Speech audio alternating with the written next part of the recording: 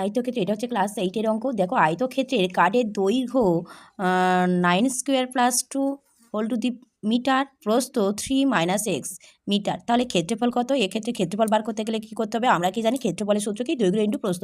চলো তাহলে ক্ষেত্রফল কীভাবে তৈরি করা যাক শিখে নিই। দৈর্ঘ্য ইন্টু প্রস্থ, তাহলে দৈর্ঘ্য হচ্ছে এটা, আর প্রস্থ কোনটা? 3 মাইনাস এক্স, এটা হচ্ছে প্রস্থ। তাহলে সূত্র কি? দৈর্ঘ্য ইন্টু প্রস্থ। চলো এবার দৈর্ঘ্য ইন্টু প্রস্থ 9 9 3 লং 27 27 এক্স স্কোয়ার মাইনাস, তাহলে 9 এক্স স্কোয়ার আর এক্স গুণ করলে কি হয়? X Q. গুণের সময় পাওয়ারগুলো কি হয়ে যায়? গুণের সময় পাওয়ারগুলো যোগ হয়ে যায়।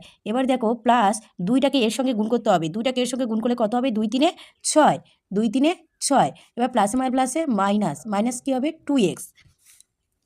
এবার দেখো 27, তাহলে এখানে দেখো এখানে হচ্ছে কি মাইনাস এক্স কিউ হয়েছিল, তাহলে এখানে কী হবে? Minus X Q. এখানে কত? এখানে মাইনাস, এবার আসবে plus plus 27 X square minus 2x plus 6, এটা এলো।